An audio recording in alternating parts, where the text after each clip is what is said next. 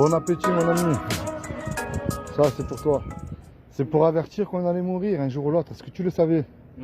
Un jour ou l'autre on va mourir. Est-ce que tu le sais? Oui. Alors, je t'explique un petit peu. Non, tu peux le garder, c'est pour toi, c'est gratuit. Il n'y a rien à acheter, t'inquiète pas, c'est gratuit. Qu'est-ce que tu crois toi après la mort? Tu vas où? Non, laisse tomber. Laisse tomber. Il n'y a pas de souci. Moi je connais, on va mourir. Eh oui. Voilà. Ça, Mais- tous. Mais je ne voulais pas les commentaires là.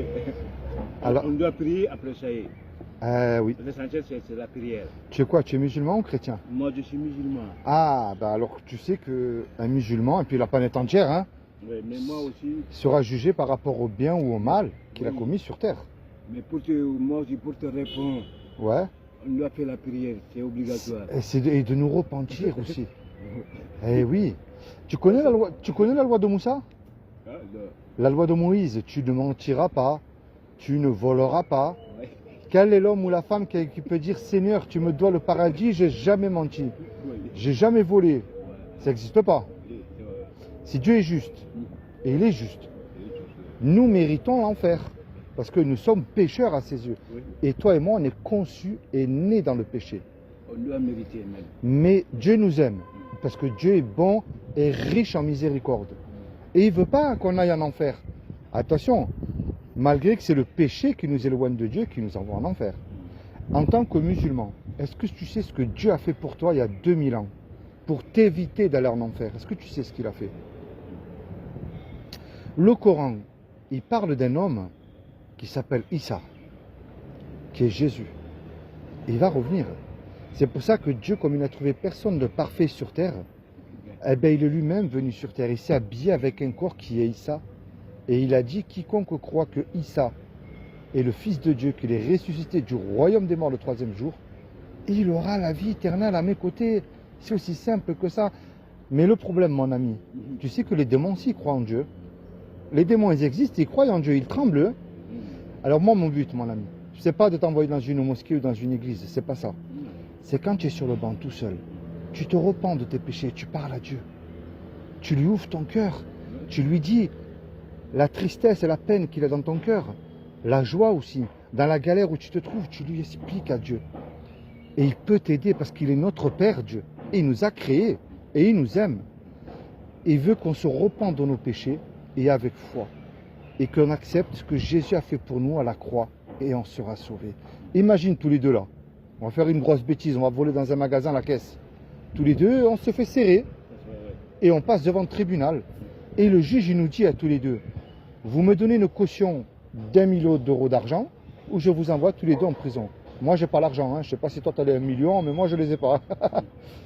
On se regarde tous les deux, on est perdus. On ne sait plus comment faire. Il arrive un homme qu'on ne connaît pas par amour pour nous, mon ami. Il donne l'argent, il paye la caution. Le juge est satisfait, il nous libère.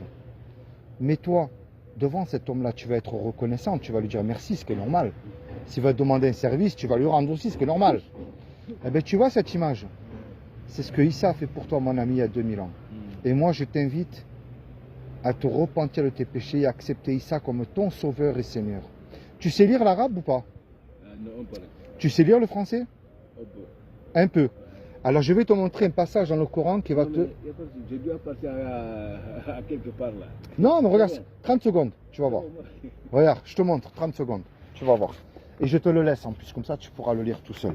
Regarde bien. Ça m'a, moi, scotché. Regarde. Ce qu'enseigne vraiment le Coran. Regarde. C'est magnifique, magnifique. Quand je t'ai parlé de Issa, je sais que les musulmans ils croient en Issa parce qu'il est vivant, il va revenir. Ça, je le sais. Mais il y a une différence entre croire en Issa et obéir à Issa. On doit obéir à Issa. Le Coran enseigne que le véritable musulman doit obéir à Issa. Là, c'est en arabe et là, c'est en français. C'est une sourate. Et quand Jésus apporte à l'épreuve, il dit « Je suis venu à vous avec la sagesse et pour vous expliquer certains de vos sujets de désaccord entre musulmans et chrétiens. Craignez Dieu et obéissez-moi. » Le Coran enseigne que le véritable musulman doit suivre l'Injil. Tu sais ce que c'est que l'Injil? L'Injil, c'est la Bible. Et nous avons envoyé après eux Jésus, fils de Marie. pour confirmer, pas pour retirer, hein, pour confirmer ce qu'il y avait dans la Torah avant lui. Et nous lui avons donné l'évangile où il y a guide et lumière. C'est magnifique, mon ami. Alors moi, tu vois, je vais te laisser ça en cadeau. Je vais te faire cadeau de l'Injil parce que je veux que tu sois sauvé.